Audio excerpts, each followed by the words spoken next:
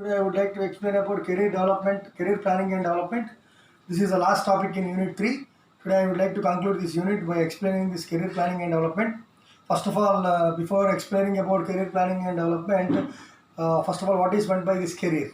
Career is a combination of short-term and long-term goals fixed by the employees for the achievement of organizational goals and objectives. It is called career. While coming to career planning and development, actually, career planning and development is an ongoing process. Each and every employee has to fix their path, fix their problems in order to work effectively for the organizational goals and objectives achievement. While coming to typical words like career anchoring, career mentoring, and career guidance, we have to we have to know the meaning of these three words: career anchoring, career mentoring, and career guidance. While coming to career anchoring is nothing but it is a combination of values, perceptions, motives of employee. Every employee has to aware of himself towards all these values, perceptions, and motives. Okay, to stabilize their potentiality in their job. Okay, if an employee was lagging behind with these motives, perceptions, and values, he won't get any job satisfaction. That is the reason career anchoring plays a key role.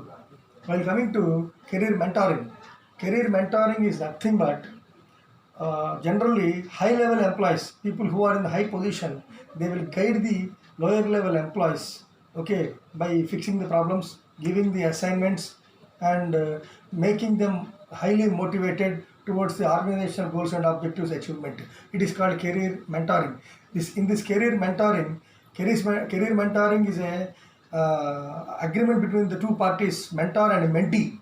A person who is working under mentor is called mentee. With these two parties mutual trust and confidence, this career mentoring will develop. And the last one is career guidance. Generally, this career guidance will be given to educational consultancies, especially to the students, to develop their career in future. It is called career guidance. Students, you should have a clear-cut idea about these three words. Please don't get confused about career anchoring, career guidance, and career mentoring. While coming to our concept called career planning and development, generally there are four important stages in career planning and development. The first one is called exploratory stage. Second one is called establishment stage. Third one is called maintenance stage. And last one is called decline stage. Students, please make a note of it. Once again, I am telling to you. First one is called exploratory stage. Second one is called establishment stage. Third one is called maintenance stage. And last one is called decline stage. I would like to explain each and every point in a brief way. The first one is exploratory stage.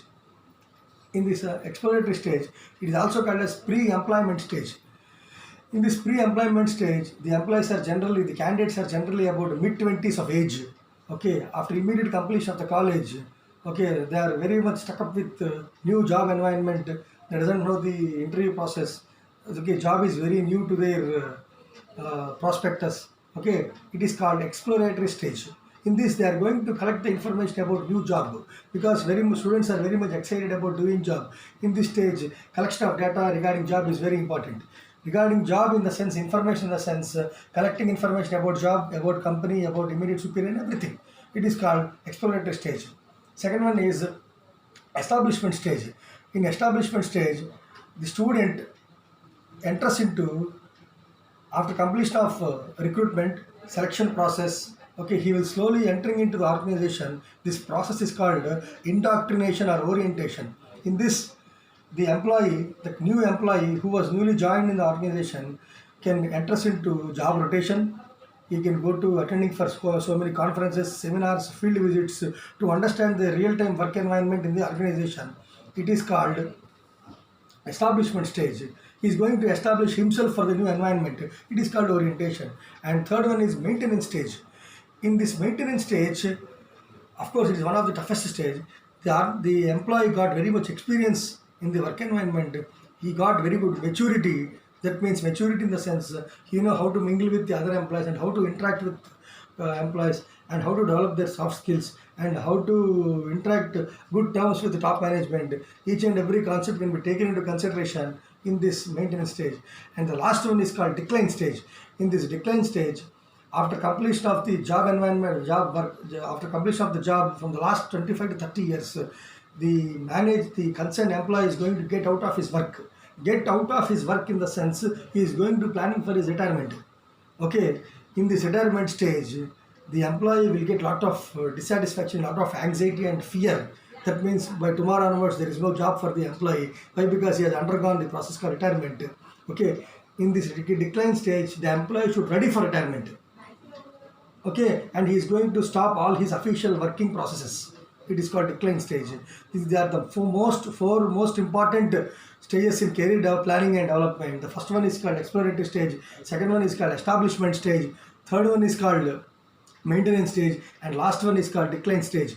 I hope you have understood about the topic called career planning and development. By this we are concluding the third unit. Tomorrow I will start fourth unit. Thank you.